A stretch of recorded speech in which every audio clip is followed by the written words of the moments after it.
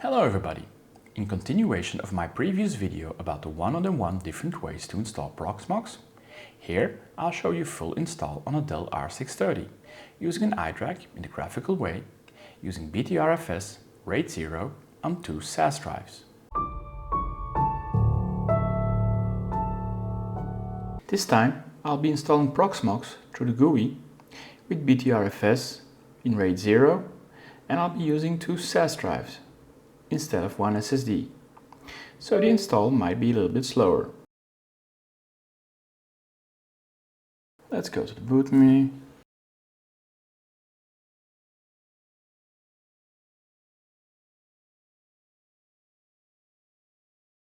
Let's go to one-shot boot. And let's choose my USB stick, which has the ISO for Proxmox.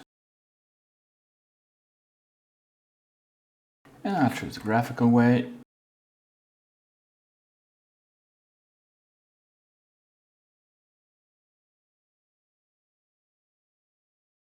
I agree to license agreement.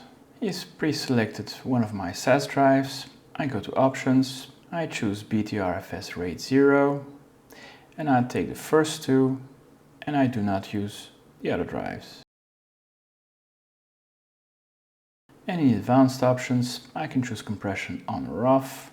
I'll put it at ZSTD. I leave the hard disk size, and I agree. I click next, country, and I choose a Dutch keyboard to have AZERTY. I choose next, I enter my password. I change the email address, and I continue. And again, it shows the wrong interface network card, so I change the DNS.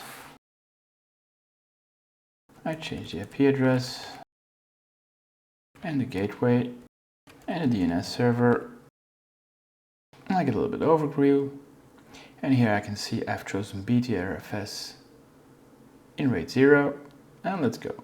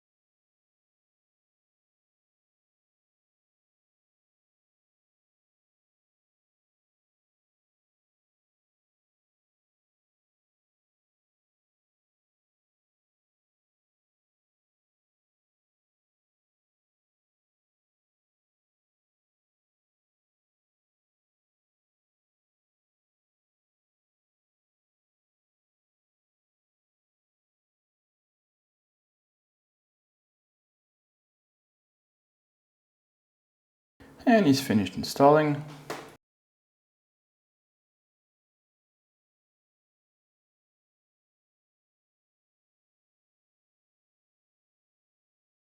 And he's rebooting.